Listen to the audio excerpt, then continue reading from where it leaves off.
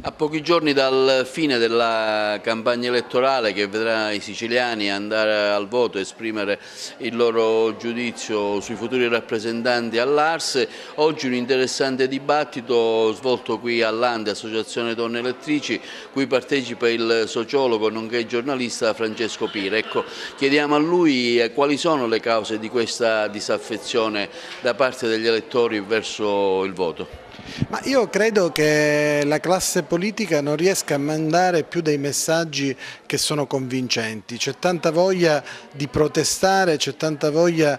di criticare quello che la politica oggi rappresenta, perché probabilmente la proposta è una proposta che non è più distillata come era prima, ma è una proposta molto confusa e soprattutto cambia proprio la comunicazione, è una comunicazione che è diventata quasi misinformation, delle piazze che sono mezze vuote e grazie al Photoshop diventano magicamente piene. È qualcosa che già Trump ha usato in America ma che è arrivata anche in Sicilia, quindi le persone si disaffezionano perché capiscono che c'è una verità e poi c'è un'altra verità che viene raccontata dai media e anche dai social. Carola De Paoli è la Presidente dell'Ande, Associazione Donne Elettrici, oggi ha organizzato questo dibattito per discutere sulle disaffezioni della politica in un momento in cui la gente si dovrà esprimere tra qualche giorno proprio per indicare la loro preferenza politica. L'Associazione Nazionale Donne Elettrici non soltanto ha organizzato questo incontro per discutere su questo tema di cui ha parlato lei, sulla disaffezione e quindi sul scostamento alla politica, ad una probabile mancata partecipazione al voto elettorale, ma anche per cercare di partecipare, di comunicare i metodi di cui si utilizzano i mass media e quindi anche i partiti